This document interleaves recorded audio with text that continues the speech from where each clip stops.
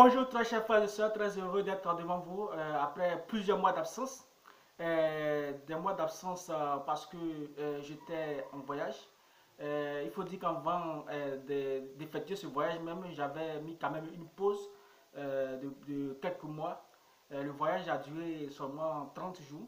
Je suis de retour avec des nouvelles assez fraîches.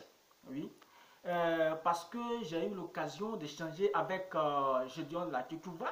J'avais aussi prévu échanger avec l'un des prédicateurs sur les réseaux sociaux du nom de Thierry le russophone.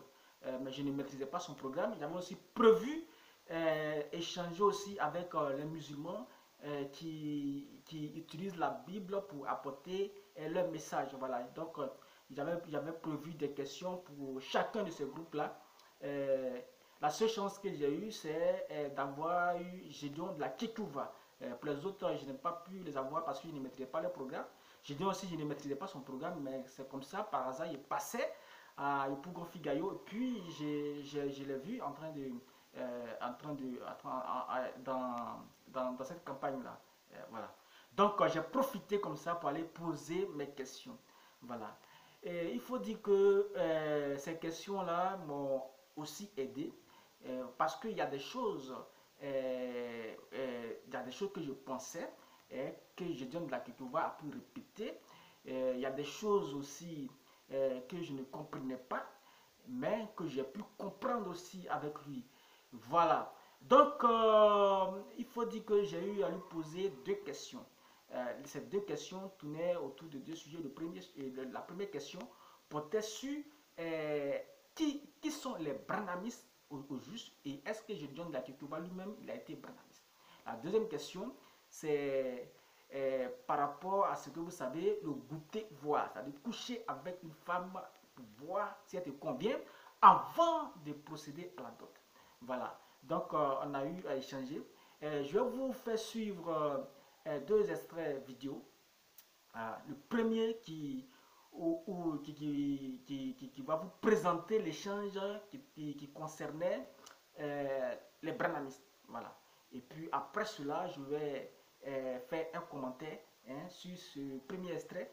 Après ça, je vais vous présenter le deuxième extrait qui concerne maintenant coucher avec la femme avant de chercher à faire la dot. Et je vais aussi faire un commentaire dessus. Il faut dire que sur ce deuxième point-là, ça sera vraiment le dernier commentaire, c'est-à-dire Exode 22, 16. Ça sera aujourd'hui le dernier commentaire de l'année sur ce sujet. Voilà. Sur ce sujet, ça sera vraiment le dernier commentaire. Après ça, je ne parle plus de ce sujet. Mais pour le premier, c'est-à-dire pour ce qui concerne le branhamisme, je vais en parler. Je vais en parler. Je vais faire un message même qui concerne même le message, les gens du message au fait. Voilà, parce qu'il y a une différence entre les branhamistes et les gens du message. Les branhamistes se trouvent parmi les gens du message, mais les gens du message ne sont pas tous des branhamistes. Voilà, donc je voudrais faire d'abord cette petite mise au point. Suivons d'abord. Que Dieu vous maudisse. Alors, question. Bonsoir, monsieur bonsoir, monsieur Gédéon. Oui, bonsoir, monsieur Niali. Oui, ok. Normalement, il était venu avec une seule question, mais votre intervention a suscité encore plusieurs autres questions. Mais comme je ne suis pas le seul, je vais aller deux questions par deux questions. J'ai pu classer ces questions en deux groupes. Le premier groupe concerne ce que vous avez appelé le branhamisme, et puis le deuxième groupe va concerner ce que vous avez appelé on doit d'abord coucher avec la femme avant de faire la dot. Donc pour le premier groupe, j'aimerais d'abord savoir si vous avez été branhamiste et qu'est-ce que le branhamisme? Amen. Amen. Dis que j'ai été branhamiste. Je vais vous expliquer un peu cette histoire-là. Voilà. Dans les débuts de notre conversion en 2000 et 2002, on a quitté ces différentes communautés. La tradition, les coutumes, les religions, ces faux enseignements-là. Parce qu'on a entendu parler de Christ tel qu'on a toujours pensé en lisant la Bible.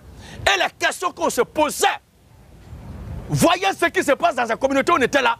Quand nous-mêmes on lit la Bible, la contradiction qui s'installait dans notre esprit, nous avons croisé la vérité de Dieu telle qu'elle est écrite dans les Écritures par la bouche de ceux qui nous ont prêché l'évangile. Je veux parler de mon père dans la foi, l'apôtre Zobel Agodiou. C'est avec des années, je ne sais plus trop, 5 ans plus tard, qu'on apprend de la bouche des gens que tout ce que nous devons croire là, tout ce que nous devons essayer là, devait être validé, devait être cautionné par le branhamisme. On l'a demandé, mais c'est quoi cette histoire? Il y a un prophète que Dieu a envoyé et c'est lui qui a prêché. Donc quiconque ne prêche pas ce qu'il a prêché, qui se cache de ça, il n'est pas de la vérité. J'ai dit, mais c'est quelle histoire là? C'est comme ça que moi je pose la question à mon père spirituel. Tout nouvellement. Il m'a dit, toi aussi ton problème a commencé. J'ai tourné dos à ces gens parce que ils ne nous appellent pas à christianiser, mais nous appellent à branhamiser. Et le branhamisme, c'est quoi? C'est l'ensemble des enseignements, des pratiques et des systèmes cousus sur le dos du christianisme au détriment du nom d'un homme. On dit, c'est William Branham qui a dit ceci. Ce n'est plus la Bible a dit, mais c'est William Branham qui a dit ceci. Nous avons constaté au fil du temps que nous écoutons ce qu'ils disent. Au fil du temps, quand nous regardons dans ce qu'ils disent, nous constatons qu'ils se loin plus de la Bible. Et la première fois que j'ai eu à confronter ou à affronter ces gens-là à la Sorbonne, c'était sur le baptême au nom du Seigneur Jésus-Christ. Moi, je prêchais le baptême au nom du Seigneur Jésus-Christ et ils développaient une théorie selon laquelle le baptême chrétien doit être administré au nom de Yeshua Hamashia ou Yahushua Hamashia ou bien Yahshua Hamashia. Je ne sais plus trop. Je leur pose la question, mais la doctrine que vous développez là, puisque la Bible qu'ils avaient à mettre ce jour-là, ils lisaient, nous tous on voyait dedans que c'est écrit Jésus-Christ. D'où vient cette doctrine que vous prêchez? Il dit que c'est William Branham qui a dit ça. Il dit quoi? William Branham, est-ce que vous avez une brochure où il dit cela? Et ils ont dit qu'il viendrait le jour qui suivait avec la brochure.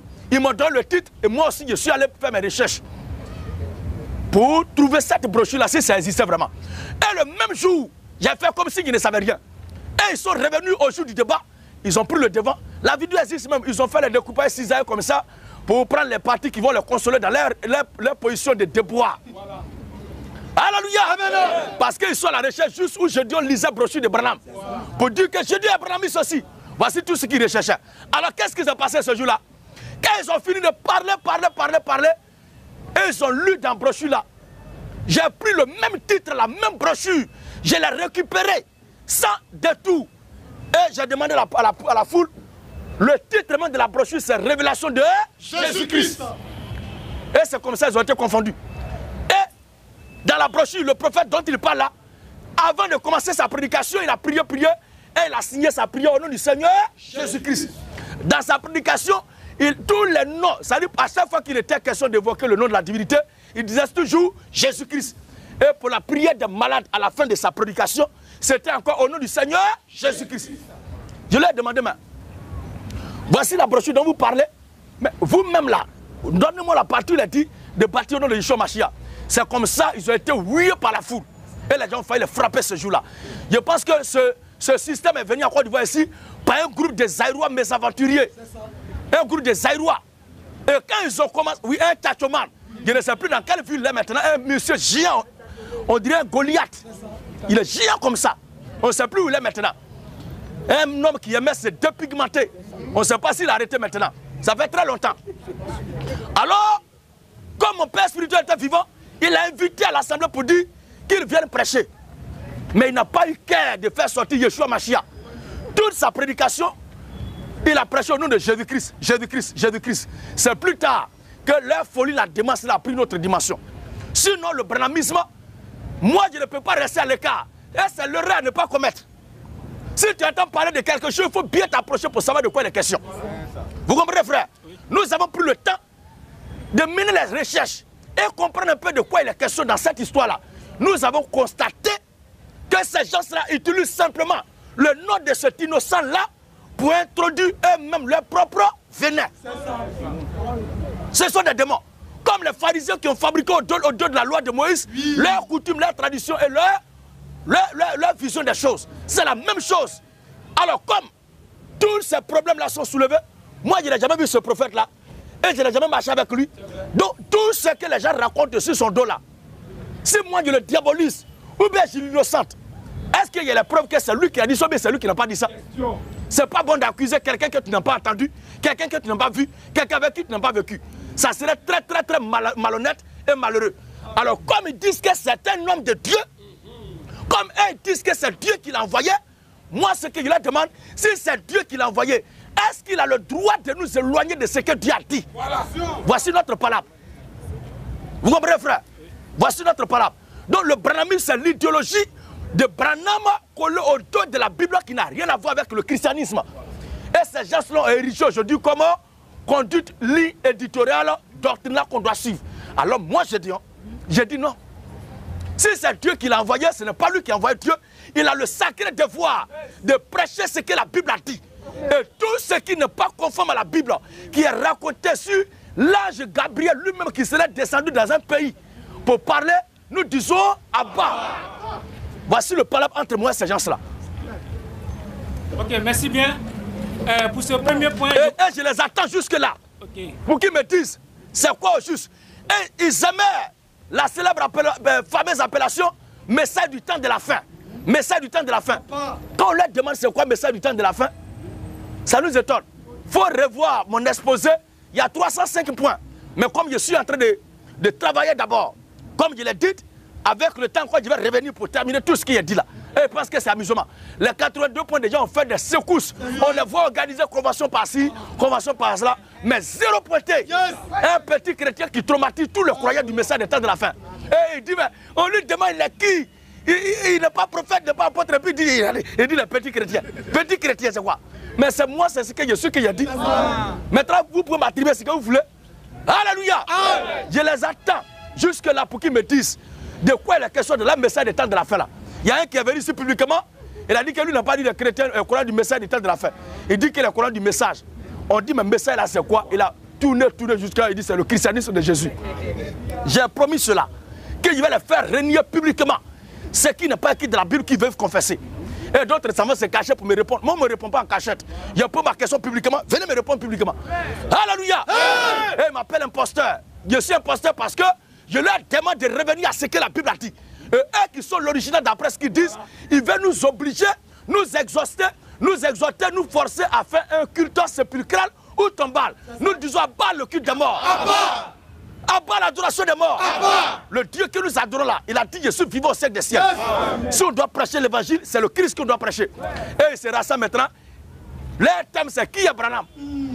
Comme si quand Moïse était mort, les Juifs se rassemblaient pour dire Josué convoquait le peuple, dit qui est Moïse? Ou bien après la mort d'Abraham, Isaac rassemble les gens, qui est Abraham? Ou bien après la mort de Josué, son successeur dit qui est Josué? Après la montée d'Élie, Élisée vient, qui est Élie? Ce sont des maudits. Après la mort de Paul, Timothée rassemble les autres, qui est Paul?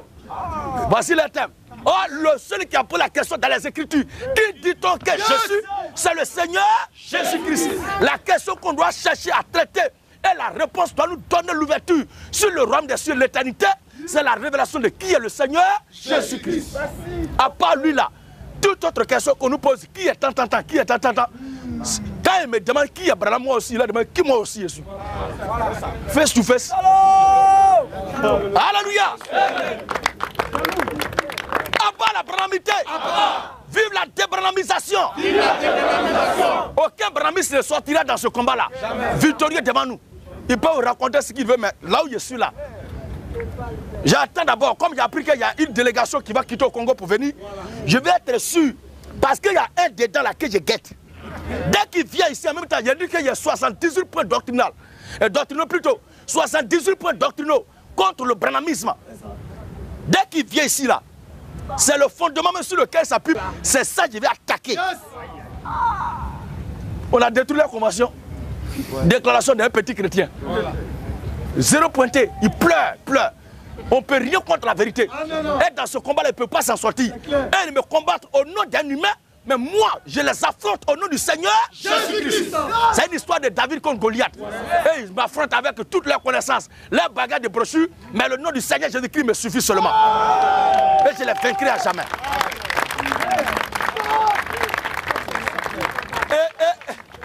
déboussolé, traumatisé. Certains disent que j'ai dû être franc-maçon, j'ai dû être rosicrucien, j'ai dû faire sacrifice humain, j'ai dû accoucher avec la femme de tel, j'ai dû faire telle chose.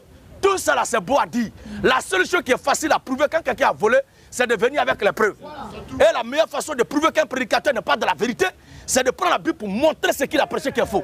Il n'a pas besoin d'inventer un mensonge sur les prêtres ou le pape pour prouver que l'église catholique romaine n'est pas de la vérité. Il n'a pas besoin de mentir sur les vendeurs d'huile d'olive ou d'oignons ou encore quoi que ce soit pour prouver qu'ils sont dans le faux. Alléluia. Je n'ai pas besoin d'inventer un mensonge sur une femme pour détruire le ministère de la femme.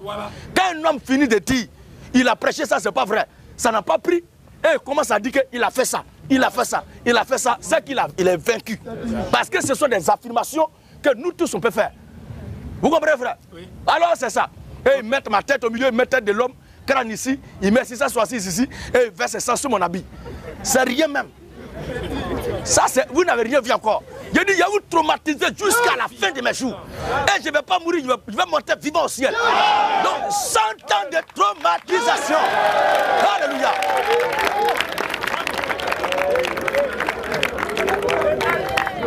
Alléluia. Ils ont pensé que quand ils allaient balancer ce mensonge-là, dès que j'ai dit au son là, le lapider, faux.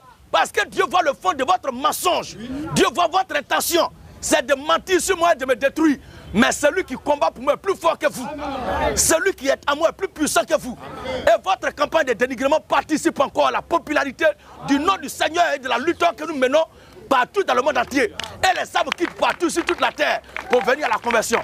Et ça les trouble, ça les traumatise. Ils s'en vont jusqu'à faire évangélisation samedi, jusqu'à 23 h, dimanche matin, 0 pointé. Ne vous force pas. C'est Dieu donné. Ça vient seul. Alléluia.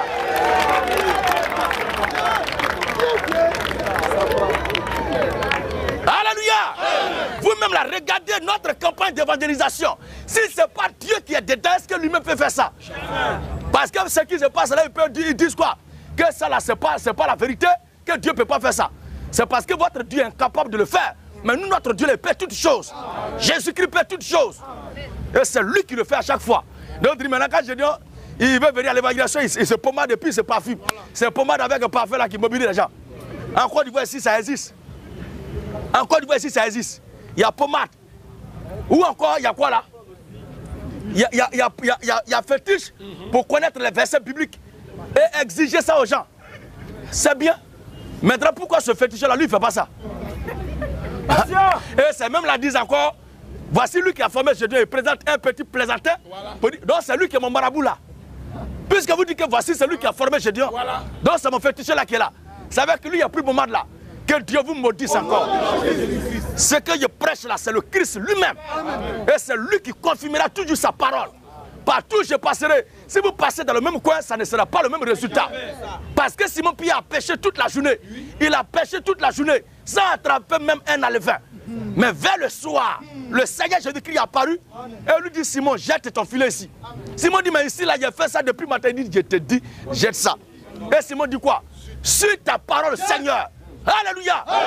Le problème n'est pas les eaux dans lesquelles on va pécher. Le problème n'est pas aller pécher, ni encore le filet qu'on jette. Mais qui te donne l'ordre de jeter le filet? Vous êtes les dirigeants des cellules de prière. Vous êtes des dirigeants des cellules de prière. Et vous vous érigez en apôtre ou pasteur. Depuis qu'un apôtre ou un pasteur s'assoit dans un salon. Où est vos assemblées vous avez bâti? Moi, un petit chrétien, regardez ce que Dieu fait par moi. Et je suis fier du Seigneur. Et je parlerai de lui encore et encore. Parce que c'est de ça qu'il est question. Abat la couronne des temps de la fin. Et la gloire. Alors frère, voici un peu ce que je voulais dire à ce sujet. Donc c'est un milieu, je le connais très bien. Je le connais très bien. Si tu as bien suivi l'exposé que j'ai fait là, aucun branamiste ne peut t'approcher. Les 82 points là, prends moins ces 5 dedans. Dès que tu les vois en même temps là, tu plaques ça. Et la seule chose qu'il est moyen, et puis il fuit là. Quand ils vont finir de parler jusqu'à... Tu dis, montre où c'est écrit dans la Bible. Brahmis, son totem c'est la Bible. Ah! Toi tu as dit à Brahmis de montrer dans la Bible. Lui, ça dit, c'est verset biblique là, c'est cotation. De l'âge puissant. L'âge puissant. On attend les représentants de l'âge puissant ici. Vous allez fuir en air. Et les cotations. paragraphe ça. Verset tant a disparu. Jésus a disparu, mais le prophète a dit que. On vous attend. Alors si tu veux un brahmiste, ça met là, dépose ta Bible et prépare les 82 là. Prends au moins ces 5 dedans que tu maîtrises bien. Faut pas, quand il parle pas juste, montre-nous c'est écrit.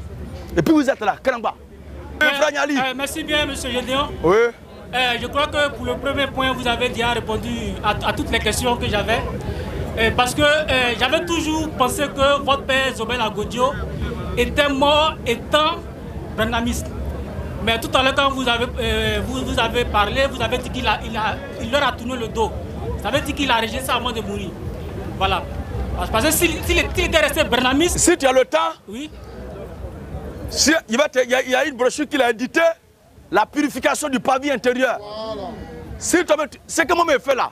C'est quoi je dis aux gens que je suis sûr qu'il ne fait partie de ce que le vieux a fait.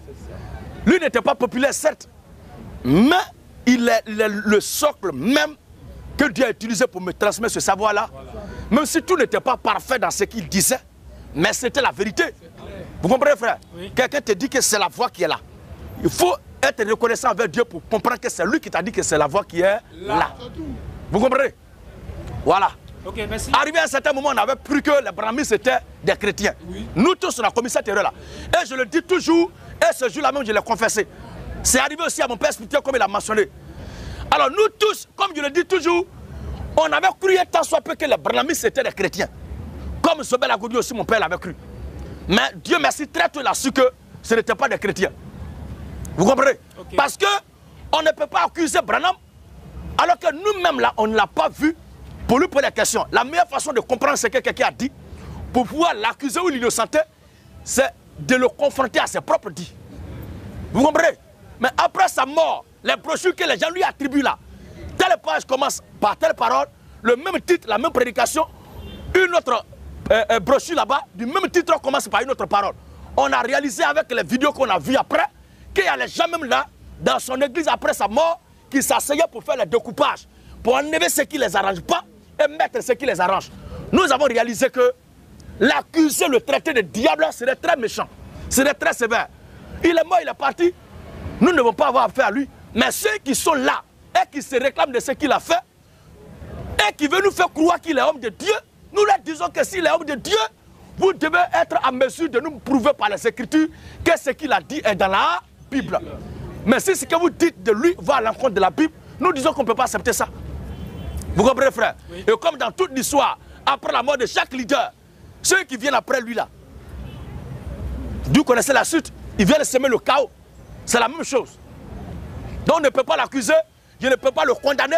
Jusqu'à ce jour, je n'ai jamais dit qu'il est diable, ou bien il est Satan, ou bien il est homme de Dieu, mais il n'est pas homme de Dieu.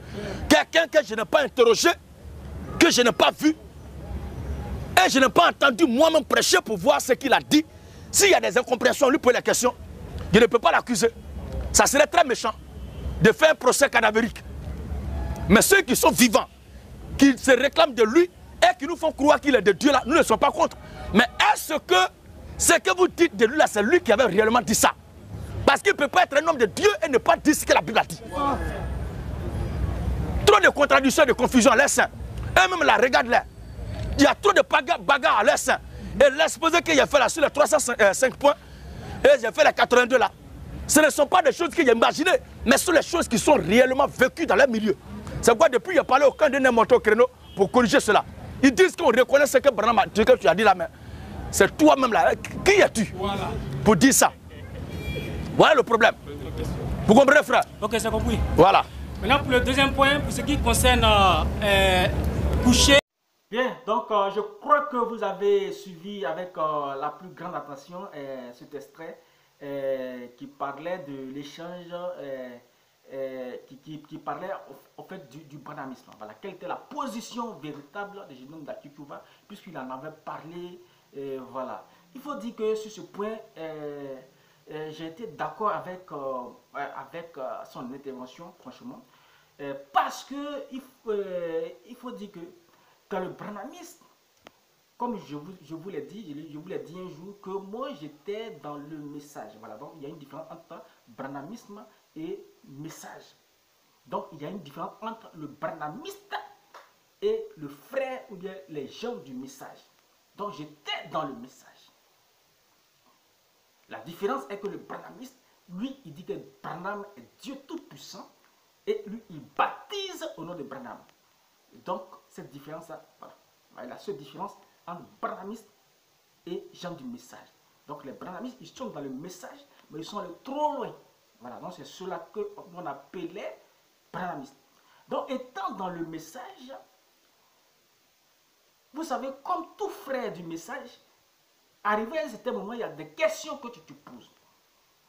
Parce qu'il y a des choses que tu entendais au départ, via les brochures, des choses que tu lisais, qui ont pu te convaincre que le prophète William Branham était effectivement un prophète authentique. Et je le redis encore, William Branham, je crois toujours que c'est un prophète authentique envoyé de Dieu. Mais des gens ont utilisé ce message-là pour en faire autre chose. Et ce groupe de branhamistes et de gens du message, j'ai pu les diviser en deux groupes. Donc moi, quand moi j'y étais, et que j'ai commencé, ce qui a fait même que je suis sorti de ce message, c'est parce que les frères qui m'avaient conduit dans ce message se sont divisés eux-mêmes.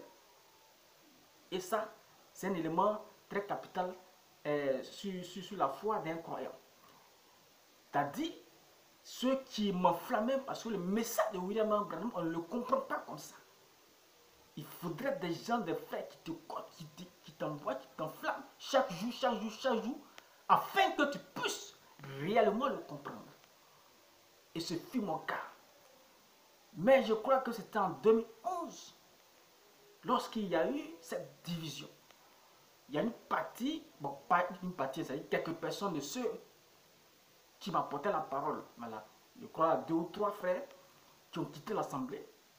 Il y a un qui m'a croisé un jour à l'Épougon qui dit que eux, ils ne prient plus là où on était. Mais ils prient maintenant désormais à l'Épougon. Qui ne croient plus trop le message qui est prêché de l'autre côté. Ils ne veulent pas localiser là-bas. Voilà. Ils ne veulent pas localiser cette assemblée. Voilà. Mais ils ont dit qu'ils n'étaient plus là-bas, qu'ils sont maintenant à l'Épougon. Donc du coup, en même temps que eux, ils ont quitté cette assemblée, ils ont quitté cette église. Il y a certains frères aussi qui m'envoyaient aussi le message, qui m'enflammaient, qui sont restés là-bas. Donc, les frères en qui j'ai cru pour entrer dans ce message, les frères qui m'enflammaient, qui m'ont ouvert les yeux, qui ont fait tomber les écailles de mes yeux, se sont divisés. Donc, du coup, je ne sais plus qui est dans la vérité. Est-ce que ceux qui sont quittés avaient de bonnes raisons? Je ne sais pas. Est-ce que ceux qui sont restés avaient de bonnes raisons? Je ne sais pas. Voilà ce qui a fait que j'ai quitté ce message et je me suis mis à l'écart dans le but d'observer. Et observer, ce n'est pas croiser les bras. Il a fallu que je fasse des investigations.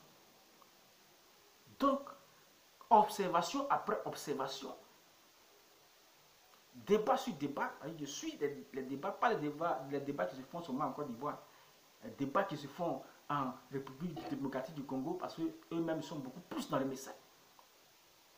Donc je suis un peu partout. J'ai fait des enquêtes. Ce qui est Branham même, qu'est-ce qu'il prêchait? Et ce qui m'est revenu, dans toutes ces observations, j'ai constaté que dans le message de William Branham, il y a 4 grands groupes. Dans 4 grands groupes de personnes.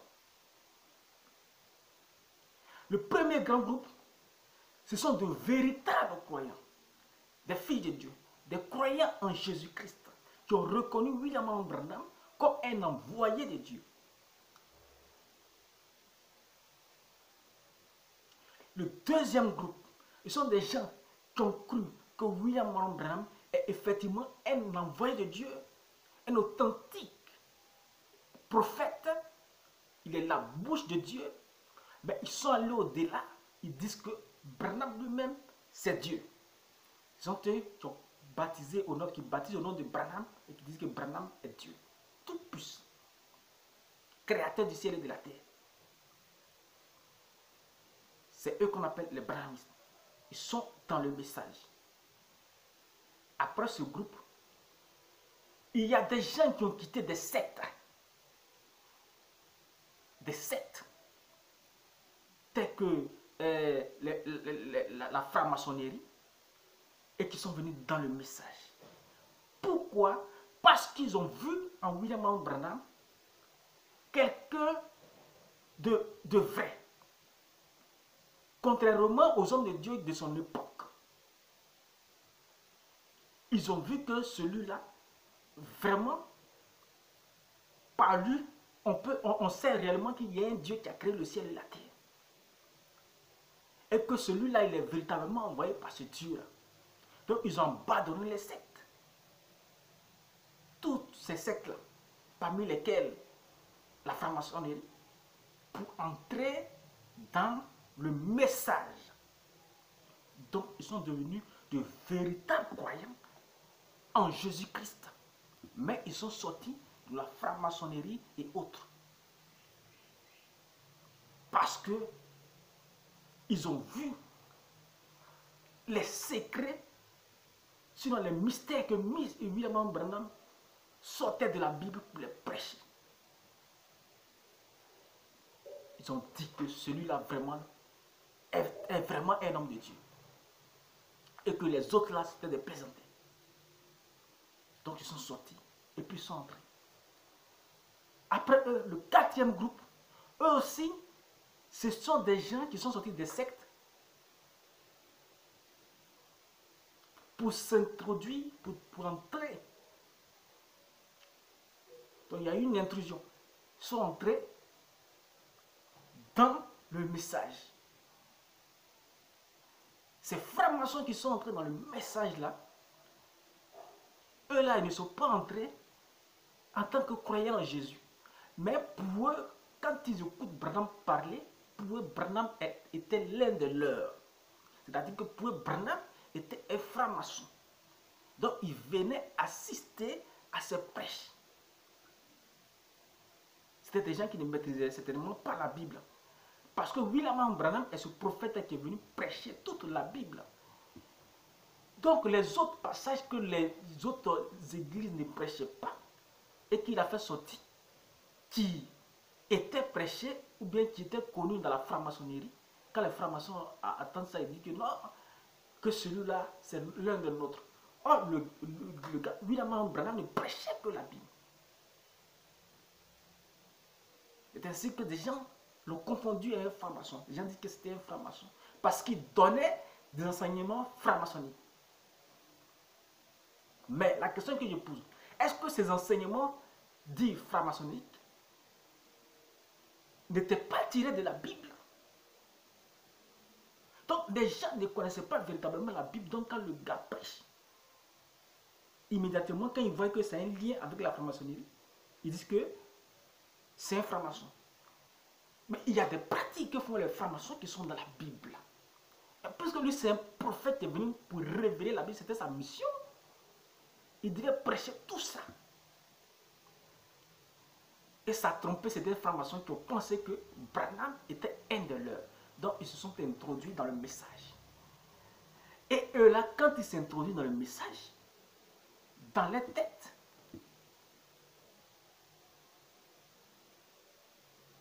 ce n'est pas pour adorer le Seigneur Jésus-Christ.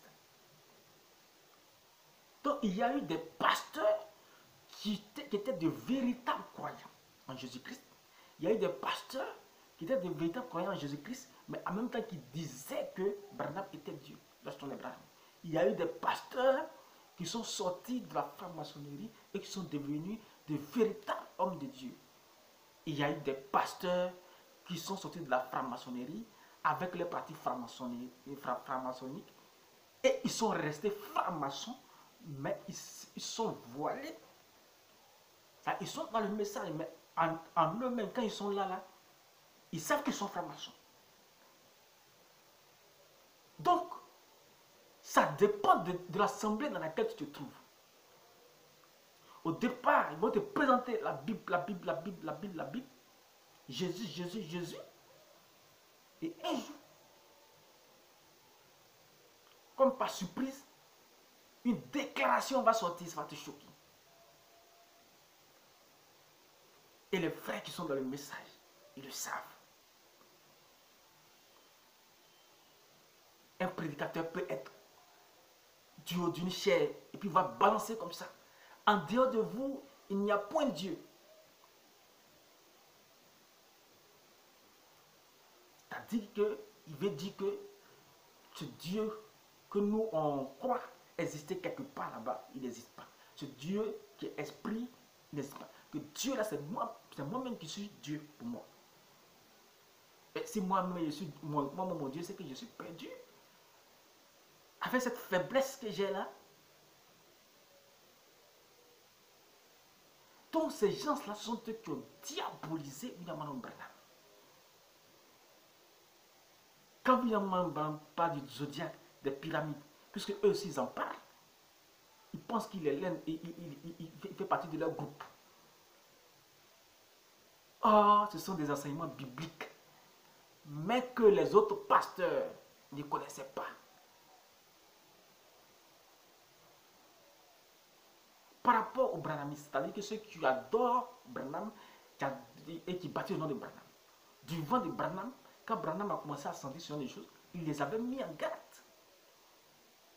Il a dit que si jamais ça continuait, lui il allait quitter la chair, il allait arrêter de prêcher. Et après sa mort, ils ont continué. Donc c'est quand j'ai écouté le pasteur Gédion, j'ai compris qu'au fait, lui, il n'est pas contre même Branham. Parce qu'il dit qu'il y a des gens qui font des choses derrière son dos. Effectivement,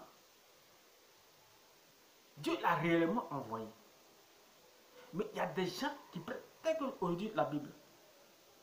Il a dit tout à l'heure qu'il y a des gens qui disaient que Branham était un de leurs, c'est-à-dire les francs-maçons qui disaient que Branham était un de leurs. Et souvent, ils invitaient le prophète dans leur temple pour qu'il puisse aller prêcher. Le prophète ne refusait pas. Des gens aussi ont interprété ça pour dire que non, mais si c'était un homme de Dieu, il n'allait pas aller dans un temple de francs-maçons. En fait, ce n'est pas les francs-maçons qui l'ont invité, mais c'est dans le temple là. C'était un temple où les francs-maçons prêchaient. Voilà. Donc lui, il a demandé la salle pour aller prêcher. Bon, des gens ont interprété ça autrement. Il y a d'autres aussi qui ont dit que non, que peut-être que c'était pour gagner le cœur des francs-maçons. Et lui-même, il le disait chaque fois.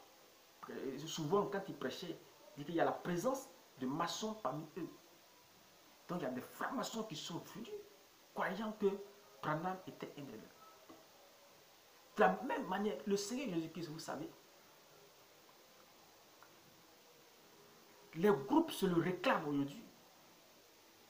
Aujourd'hui, le Seigneur Jésus-Christ, les chrétiens disent que c'est leur Dieu. Et qu'il est pour eux. Et que c'est eux seulement qui appartiennent à Jésus. Mais je vous dis qu'il y a des mystiques aussi qui se le réclament.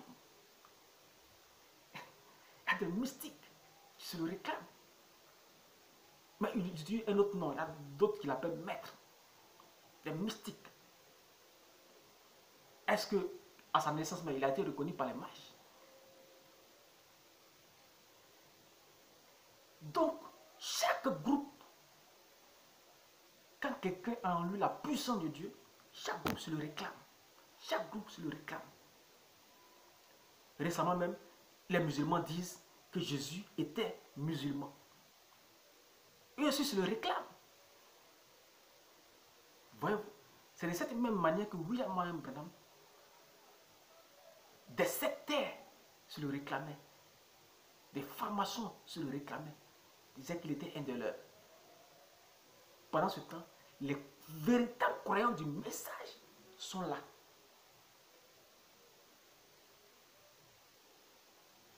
Ils sont là, les véritables croyants du message. Et les gens qui sont introduits utilisent Branham jusqu'à... Parce que quand tu dis Branham, il y a les brochures de Branham, c'est toujours accompagné des Bibles. Branham ne prêchait jamais sur la Bible. Donc une fois qu'ils ont gagné le cœur des fidèles maintenant, ils viennent maintenant donner eux leur enseignement que Branham n'a pas donné. Donc Gédéon Lakitua est l'une de ces personnes assez courageuses qui a pu dire il faut que ça s'arrête. Mais la question que je me suis posée, mais il a pu répondre à la question. Il dit que je me demandais si son père était mort dans le message. Et si son père était mort dans le message, ça ne serait pas un problème. Mais le fait pour lui, je dis, de rejeter tout le message, ça c'est un problème. Parce que quand il s'attaque par exemple à ses anciens frères, les Déo Dominique, les Thierry le Russophone, Gédéon Lakitua sait que Thierry le Russophone, ce n'est pas un branhamiste. Il sait que Déo Dominique, ce n'est pas un branhamiste. Il sait que Bienvenu, ce n'est pas un branhamiste. Il sait très bien ce qu'on appelle branhamiste. Mais quand il attaque ces personnes et qu'il les appelle branhamistes, là il y a problème. On peut dire, bon, c'est pour que ceux qui l'écoutent puissent savoir de quoi il parle. Parce que ceux qui ne sont jamais entrés dans le message, ils peuvent appeler tout ce groupe par les branhamistes. Sinon, pour quelqu'un qui était dans le message, il dit branhamiste, c'est ceux qui baptisent le nom de Branham et qui disent que Branham est Dieu, créateur du ciel et de la terre. Bon, tu attaques Thierry le Russophone, Bienvenu et Déo Dominique,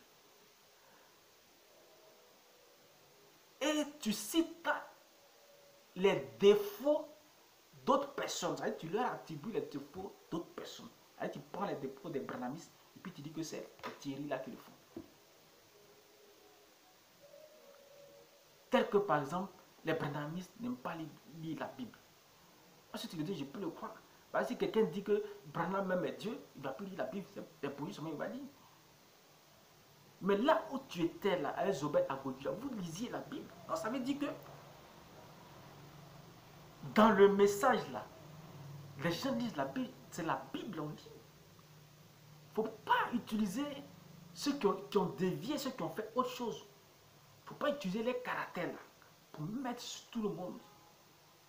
Moi je suis sorti, mais j'observe et parce que je crois que Branham était véritablement un homme envoyé de Dieu. Mais à cause de ces intrusions là, je sors pour observer. Je sors pour observer. Tes anciens compagnons ne baptisent pas au nom de Branham. Et vous lisez toujours la Bible, la preuve. Alors que tu croyais toujours ce que Zobel Agodio te prêchait. C'était toujours avec la Bible que vous alliez faire vos débats.